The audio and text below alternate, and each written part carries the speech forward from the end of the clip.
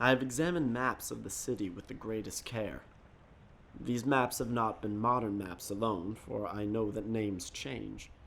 I have, on the contrary, delved deeply into all the antiquities of the place, and have personally explored every region of whatever name. But despite all I have done, it remains a humiliating fact that I cannot find the house, the street, or even the locality where, during the last months of my impoverished life as a student of metaphysics at the university, I heard the music of Erich Zann.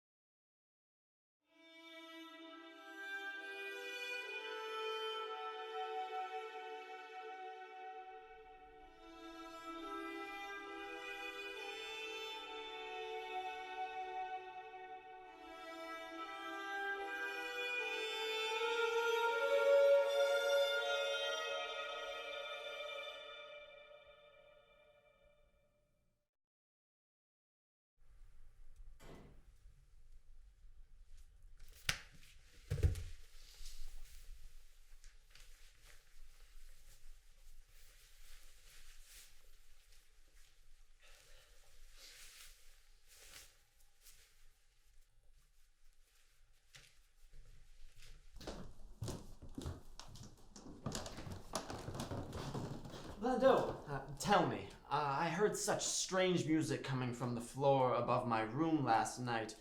Who could play such music? You were hearing the work of Erich Zann. The old man is the only soul on the floor above you, and he's not bothered anyone yet, has he? Oh, no, not in the slightest. I just couldn't help but notice his strange sound. What does he play? Oh, he plays the violin, if my memory serves me right. He plays evenings in the theater and then plays himself to sleep. Isn't that funny? Indeed. Is he approachable? I mean to say, I would very much like to make his acquaintance. Go on, he won't mind you. Doesn't mind much of anything, just plays and plays and plays. He's dumb, you know, the old man. I've got bacon and eggs downstairs, if that suits you. Or does a young man like yourself go for the full continental breakfast? That is very kind of you, but I will not be joining you for breakfast. I cannot be late for my studies at the university. It's a shame when a young man such as yourself neglects the pleasure of a well-cooked meal.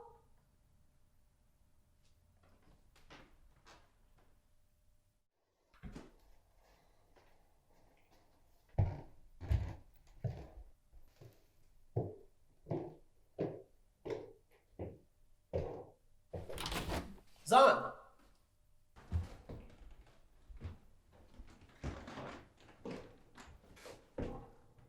I heard your music from downstairs last night, and your sound is unlike anything I've heard before.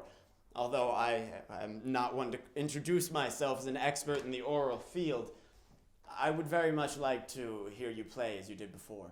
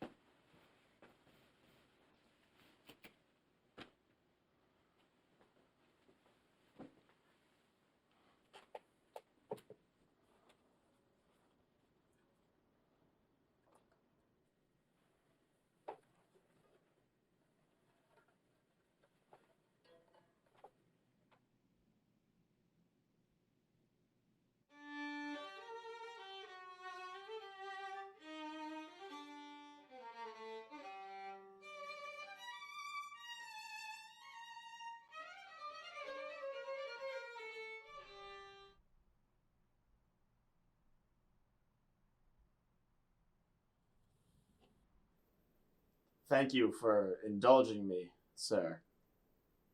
But I cannot help but feel your music has changed.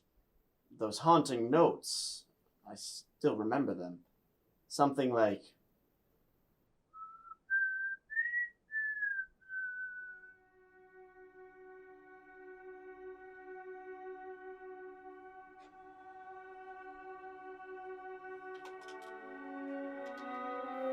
enough. I surrender.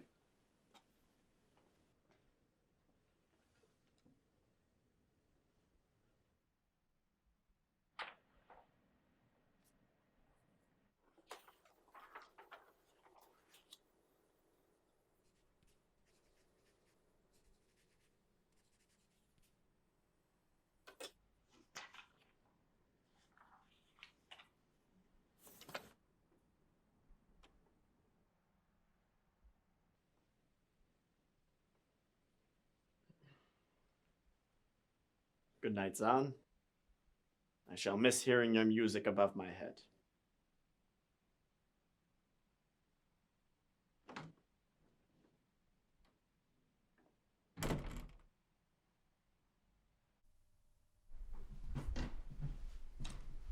Your new room awaits.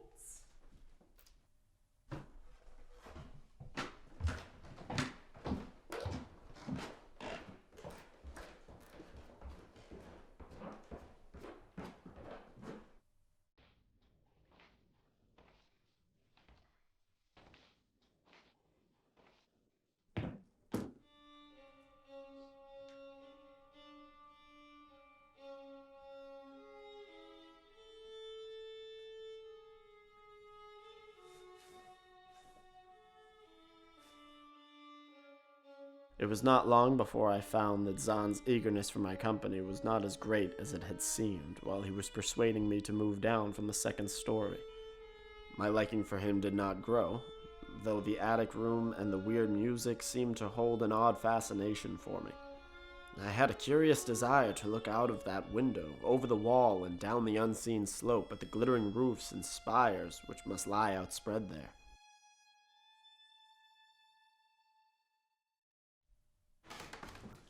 Young sir, Lillian tells me that the toilet has been leaking for some time now. Not to worry, I am on my way to fix the darn thing now.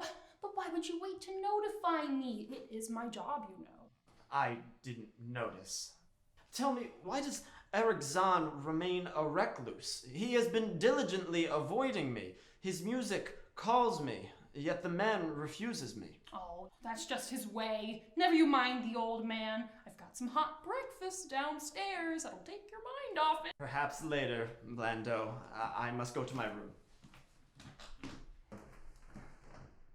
All that daydreaming will lead him nowhere but down, mark my words.